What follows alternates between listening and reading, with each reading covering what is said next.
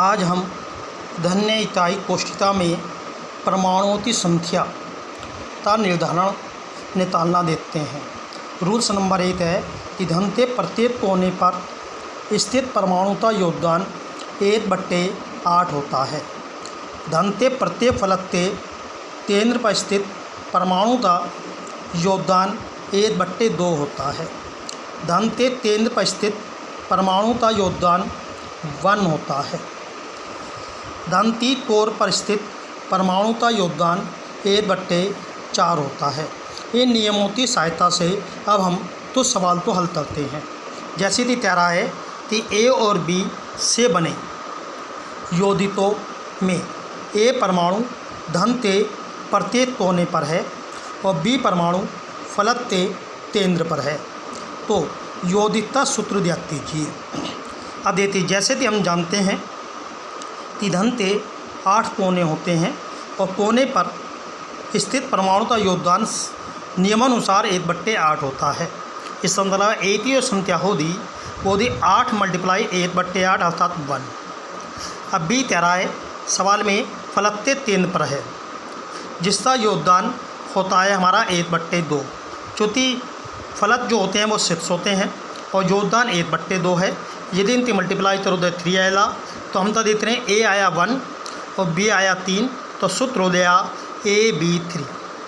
Next question तो देखिएगा, कह रहा है ए धन्य केंद्र में पी परमाणु धन के कोने पर और क्यू परमाणु धन के केंद्र पर है, तो यौगिक का सूत्र निकालिए। अब सवाल में देखिए, कह रहा है कि पी जो है कोने पर है और पी की जो संख्या होगी कोनों की संख्या मल्टीप्लाई योगदान अर्थात 1। इसी प्रकार धन का ए की केंद्र होता है, इसलिए क्यू की संख्या होगी 1, उसका योगदान है 1, मल्टीप्लाई करोगे 1, तो 1 की 1 में सूत्र बनेगा P × Q।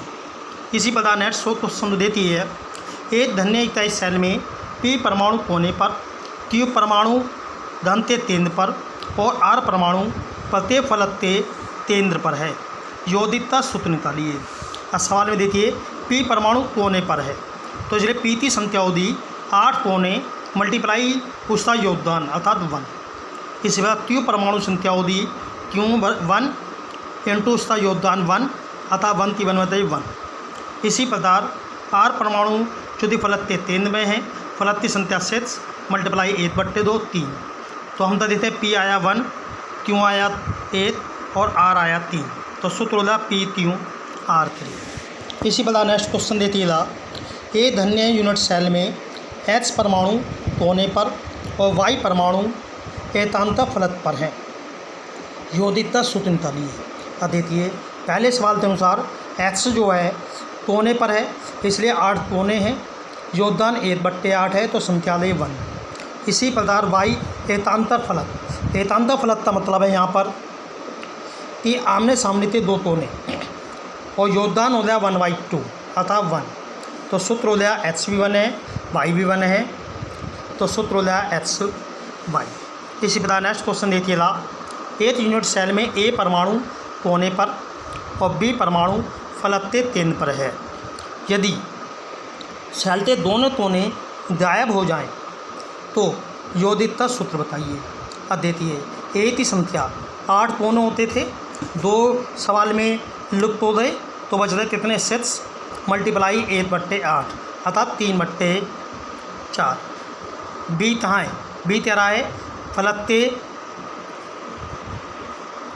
के केंद्र में है, तो फलक हो गए 6, योगदान है 1/2 3, तो सूत्र बना A 3/4 B3। यदि हम इसमें इनका एलसीएम ले लें तो सूत्र बनेगा AB4।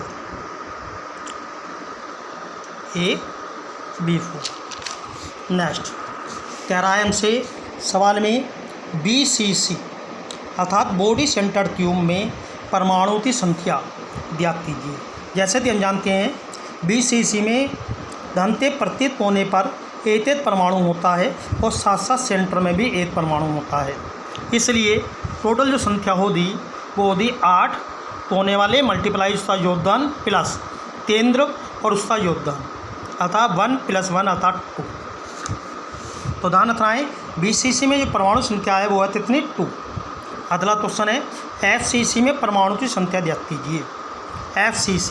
FCC में चित्र जैसे हम देख रहे हैं, प्रत्येक कोने पर एक परमाणु है, जितने फलक हैं उससे 3 पर भी एक परमाणु है।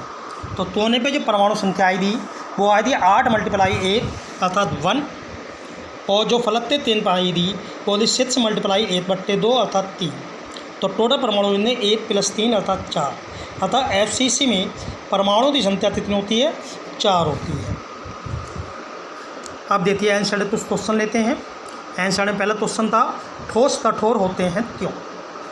ठोस कठोर होते हैं क्यों। होता क्या है कि ठोस की एक निश्चित ज्यामितीय संरचना होने के कारण उससे जो अवयवी कण हैं एक निश्चित क्रम में व्यवस्थित होते हैं, और निश्चित क्रम में व्यवस्थित होने के कारण इनमें गति नहीं होती, इसलिए ठोस कठोर होते हैं। ठोस का आयतन निश्चित क्यों होता है, यही एक रीज़न है कि ठोस की निश्चित ज्यामितीय संरचना होने के कारण इससे जो अवयवी कण हैं गति नहीं कर पाते, इसलिए ठोस का आयतन भी निश्चित होता है। सवाल है अगला क्वेश्चन, अन्य ठोस दलित अवस्था में चालक होते हैं परंतु ठोस अवस्था में नहीं क्यों। रीज़न ये है कि जो दलित अवस्था में जो अन्य ठोस होते हैं वो अपने आयनों में टूट जाते हैं। आयनों में टूटने के कारण ये विद्युतीय चालक होते हैं, परंतु ठोस अवस्था में स्वतंत्र आयन नहीं होते, इसलिए ये विद्युतीय चालक होते हैं।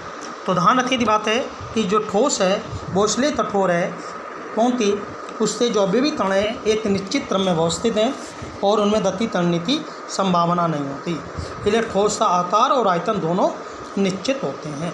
ओके, बाकी कल मिलते हैं।